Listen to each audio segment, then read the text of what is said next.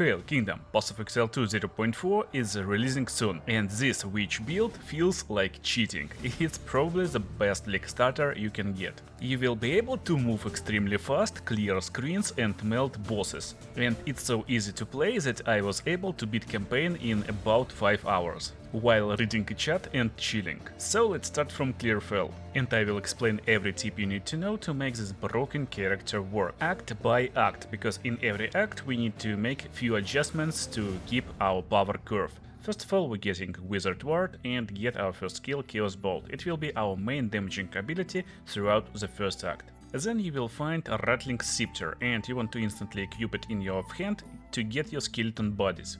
If you never tried Witch, she is pretty fragile, so it's nice to have few bodyguards between you and enemies. The first skill you will unlock is Unearth. You can equip it and use it, or you can actually respawn on this checkpoint and collect a bunch of copies of the skill, so you can sell it later to get a little bit of starting gold. This strategy to get a little bit of starting gold was seen on official POE2 racing competition, basically speedrunning campaign. And this is adaptation of TV Zhao build, who was able to beat campaign in less than 4 hours. For now, when you see loads of enemies or better enemy corpses, hit them with the Unearth and you will create bunch of summonable little head crabs. They will quickly surround massive enemies and you will easily destroy them with your Chaos Bolt. When you arrive to town, you want to check traders and if possible buy some items, but it's tedious to really look for what you need. I prepared shopping list for you, you just copy paste it in the game and it will highlight everything useful. This way you will be able to start the game with staff with +2 level to all fire spell skills and just use skill that is on staff like Fireball to completely melt everyone in first few areas. The first skill you want to craft is Contagion. And you are free to move to Clearfell. In Clearfell you want to find one more skill gem. It will be in Abandoned Camp. It's really important because now we will craft next skill. It will be Flame Wall, and Flame Wall will be placed right upon enemies. Every projectile that goes through Flame Wall will be infected with extra fire damage. And basically you just place Flame Wall, enemy will be fried, and at the same time you will deal a lot of extra fire damage with your Chaos Bolt. While you can go into Mud Burrow, defeat boss Worm over there and then get back to town, talk with Randley and get your support gem, actually it's not really needed. Our build will be powerful even without perfect support gems combination from the start. So after getting into the next zone, which is Grelwood, you want to fight this witch from the hut. She drops one guaranteed support gem, and we will create Unleash. After getting this gem, you can go straight into Red Veil and continue your main quest line. And while I'm doing this, let's talk about all support gems that we will get in Act 1. So, that's basically everything we need.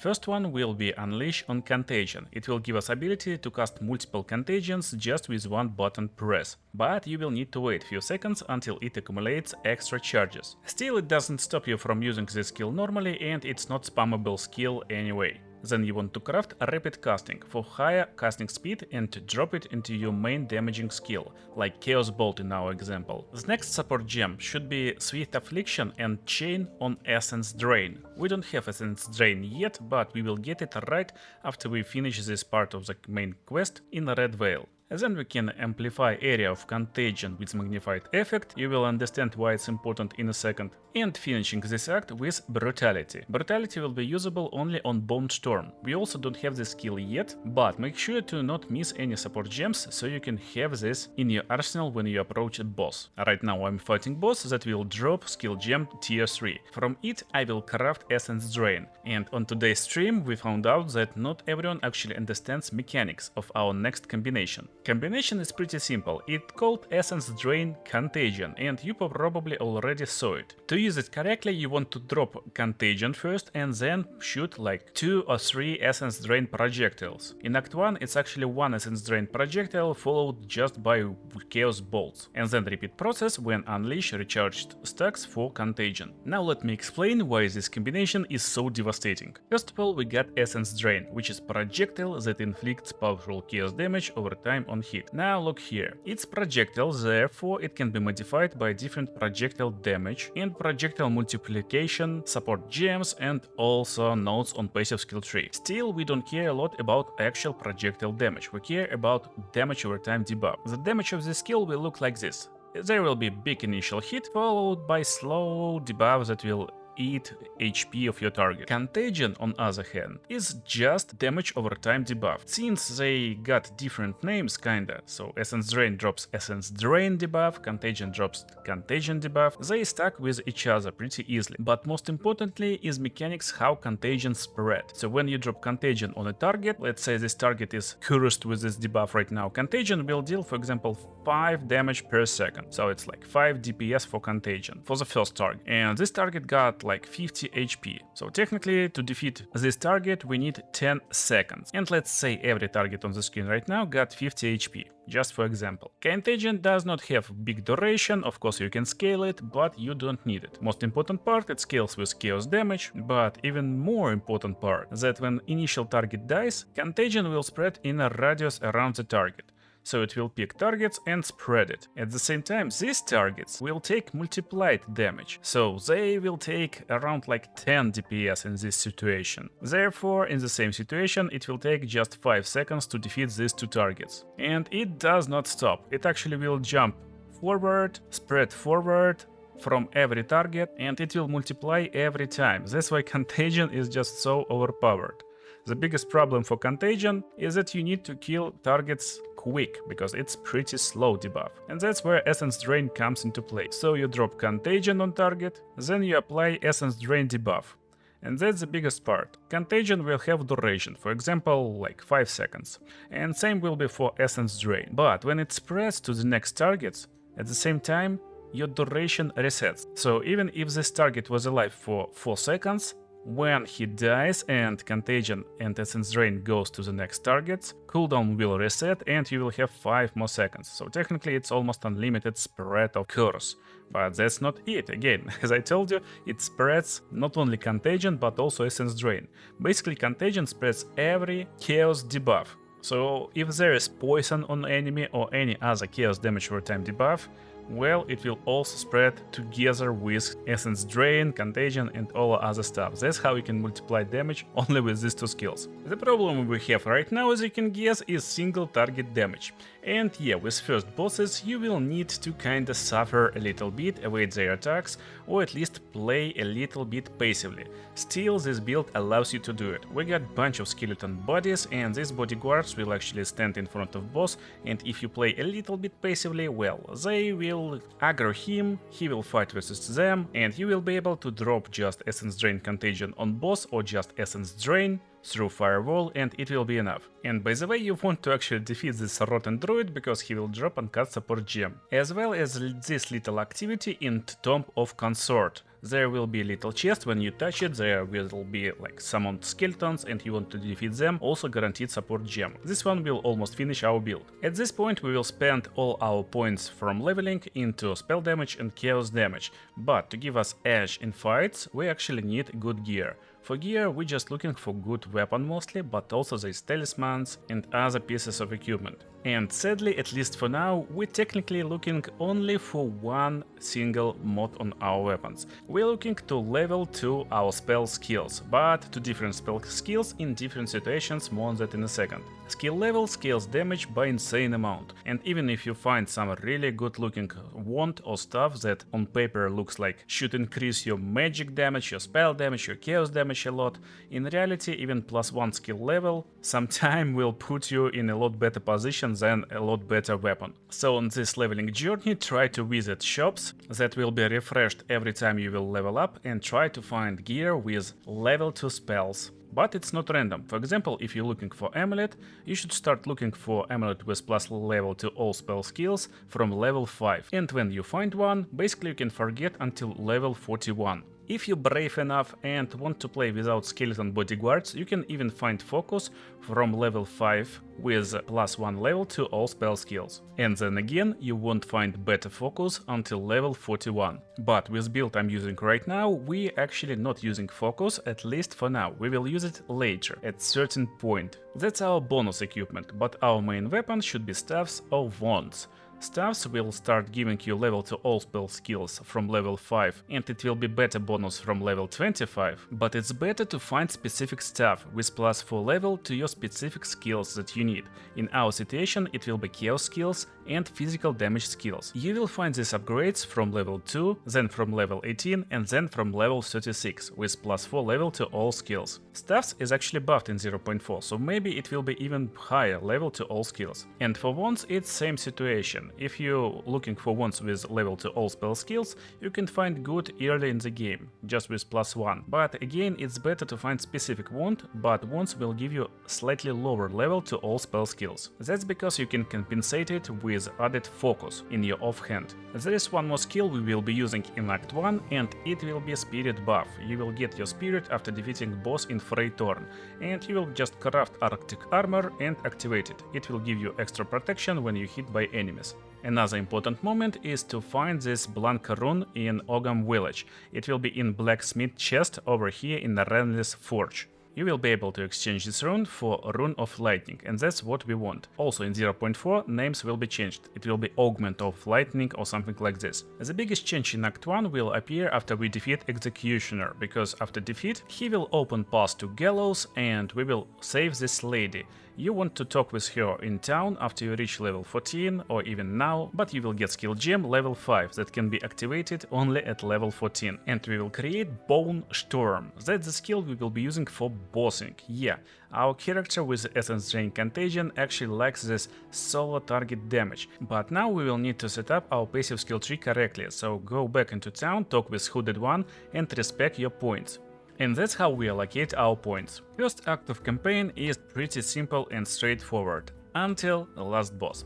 So basically we're starting a road in spell damage. The single thing you need to focus while you're in a campaign is your spell damage, that's it. Then you will spec into the right part and get chaos damage. And follow on top until you reach the spell damage node with increased spell damage at the end. It's pretty big buff, it's really nice, and depending on what level you are when you're approaching the boss, you should be at least level 14, you will have more or less points in here. Still, after respecting these nodes, we will use 2 points in here for added attribute points. Attributes, by the way, I took mostly in strength and intelligence. I use intelligence as much as I need to get level requirements for my skills, and then everything else goes into strength, just for more health and more survival. So after taking this road, we remove all chaos points and then we allocate them into separate weapon sets. There will be weapon set for chaos damage and weapon set for physical damage to increase power of our Bone Storm. In my planners, red one will be chaos damage, green one will be physical damage. And then just don't forget to activate your skills on separate weapon sets, so your chaos damage spells casted from weapon set number 1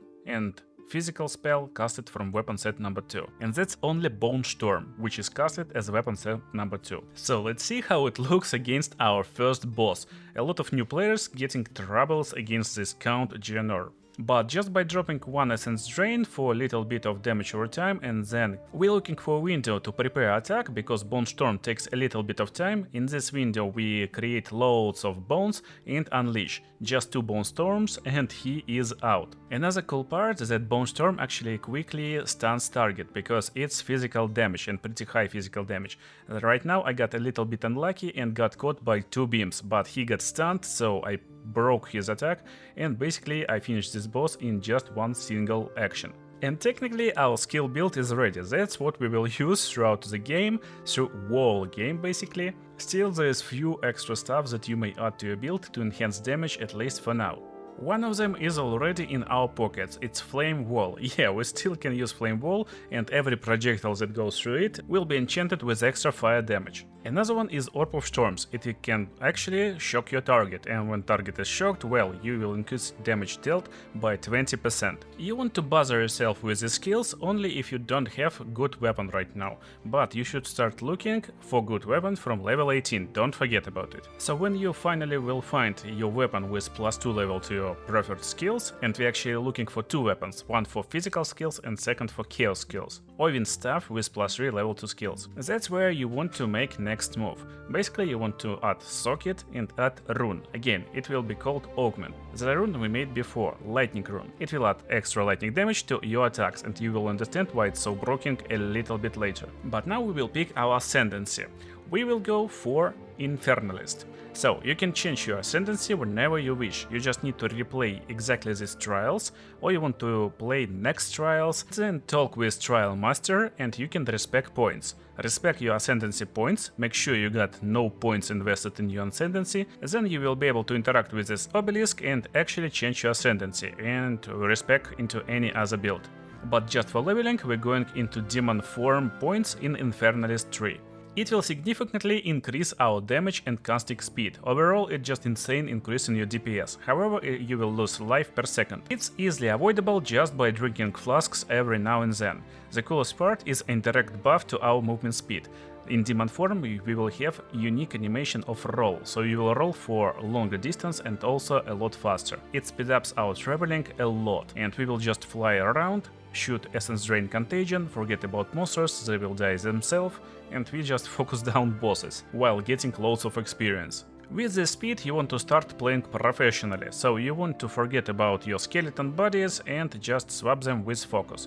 Don't forget, if you're using wand in your offhand, you actually can share focus with plus level to your all spell skills in 2 weapon sets. In demon form, even toughest bosses will melt in seconds. However, it's still not it, we will increase our damage even more. You want to have Living Lightning support gem and swap it instead of brutality into Bone Storm. And as I told you want to have added damage as lightning on your wand, or you will be forced to make socket and drop lightning rune. It will add 6% of damage as extra lightning damage, but that's more than enough. However, make sure your wand is really good, since there's no way to guarantee extra runes, and maybe you will be stuck with this wand for a long time. Mine is not perfect, but pretty good. While we're waiting for boss to spawn, let's take a look at our support gems. Basically everything the same, besides Living Lightning inside Bone Storm. I added Freeze and Control Destruction in Arctic Armor, but it doesn't matter. And that's how our boss fight will look like now. I prepare Bone Storm, attack, and after second Bone Storm he will be almost instantly destroyed, or at least he will be stunned really fast. So technically it's just few Bone Storms and this boss will be out.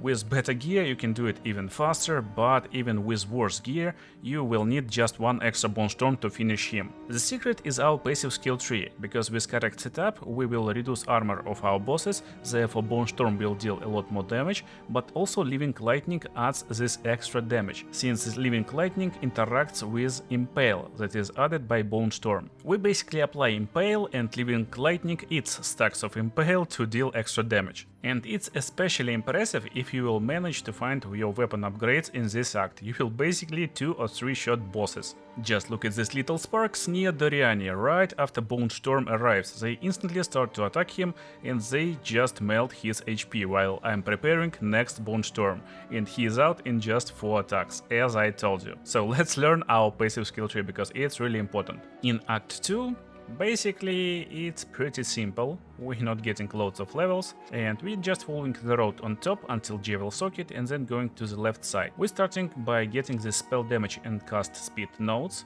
It's just a little buff, but still it's a buff. But we're not taking this last node, Secrets of the Orb. We don't need this extra limit to our orb skills. We're using only Lightning Orb, therefore it's just useless. Still, we need to take it before we get our bonuses for weapon passive sets. And while we're waiting, we can allocate a little bit of attributes to the left and a little bit of attributes to the top to get to these physical damage nodes. As you can see, I took this physical damage and armor break without weapon set. The reason is to get into this last part, Cut and Bone, faster with weapon set number 2. So when you get all skill points for separate weapon sets in Act 2, you want to get armor break, physical damage improvement and Cut the Bone. That will increase magnitude of impales inflicted with spells and therefore increase our power of our combo against bosses at this point. For Chaos weapon set we investing over here, Chaos damage and increased Chaos damage even more. Now in the third act, again, it's pretty easy. So first of all we're finishing this road to the left and getting Sacrificial Blood, 40% increased spell damage with a spell that cost life. But you may ask me, Spot, what spells are costing us life? Well, every spell will cost us life, because if you take this note, the first little note will force every spell to cost life cost based on 8% of spell mana cost. It's not a big deal, you won't even notice it, but every spell will be 40% more powerful, which is pretty cool. After getting in here, you just need to go to the bottom and to the right side and then to the top highway, just with attribute points. And again, we're mostly waiting to get our weapon set passives that we will allocate over here. So for weapon set number 2, it will be critical hit chance, critical spell damage bonus, and over here also critical hit chance, spell damage bonus, stuff like that. We will start to scale it with critical hit from this point. And normally I always advise you away from critical hits, especially when you're leveling in campaign. Critical hits is great when you got insane gear, but in campaign your character is still slow and not powerful, so it's not like super smart to invest in critical hit chance and critical damage bonus. But Bone Storm hits with multiple projectiles, therefore you're basically doing loads of attacks every few seconds, so chances for them to critical hit is a lot higher than if you do, for example, 10 attacks in 20 seconds as any other class. So scaling with critical hit is okay, and there is nothing like really better than this. Since it will give us 3 weapons points for our chaos spells, we will invest into attribute points over here and we will start feeling this line of chaos damage. What's about Act 4, you may ask me? Well, in Act 4 you actually should already have some good weapon. If you don't, just try to unlock shop after beating Wakapanu Island and trade with other players. Maybe you will be able to buy some good stuff. So essentially nothing will happen in Act 4 and honestly even in Act 5 and actually even in Endgame. But what you want to focus on is good flasks upgrade, it's really important, so they will keep you alive. Make sure to have high duration. It's better to have high duration instead of low duration, because lower duration kinda will heal you faster, but you actually want to keep your flask buff for longer. If you're having troubles against bosses, just don't turn on demon form, so you don't need to waste loads of flasks in a fight. I turn on it when I want, but sometimes I just don't turn on against powerful bosses like this boss in end of Act 4, because my weapons are not extremely overpowered right now, so we can't defeat him in just few hits, and I'm forced to actually avoid few of the attacks, and that's another part that is really important in Act 4. Try to find some good gear that will give you a little bit of energy shield. However, we won't be able to scale energy shield right now, so it's even better to get more life on your gear than a lot of energy shield. One of the most powerful additions is Bardian Support Gem to Bone Storm. It adds a lot more damage when we're channeling skill for longer, and we're doing it most of the time. Other than that, in Act 4 you don't need anything else, but when you reach Interlude, you want to get your spirit and you can create aura. This aura can be enfeeble to lower enemy damage, or it can be temporal chains to slow them down. Actually, I got loads of notes and they're in a pinned comment, and also all character snapshots in a pinned comment. So let's learn about our last parts of our passive skill tree. And we started investing in critical hit chance over here, our weapon set number 2, and weapon set number 1 started to invest over here, so that's where weapon set number 1 goes. For our basic skill points, it's just highway road on top to Jewel Socket, and we took this chance for spells to hit additional projectiles. Sometimes it helps versus bosses, sometimes it helps when clearing monsters, so it's pretty good one. And that's how we finished campaign. There's almost no changes on the left side, besides these 2 nodes. I took a little bit of protection, so it's like slightly improvement of energy shield, and after campaign you probably will want to invest into energy shield, so you can get like these nodes over here for energy shield and regeneration, this big circle for energy shield, you can even go farther for this energy shield, maybe take this energy shield, so there's like loads of energy shield. For weapon set points, basically we're allocating a little bit of chaos damage over here, finishing with level 2 all chaos spells, which is really powerful stuff. And for weapon set number 2, you want to invest into critical hit chance, this will scale your critical hit chance pretty good, and as you can see I invested over here, but you don't want to invest this point actually, so there's like a mistake in this planner right now. You want to spend 4 points in this tree.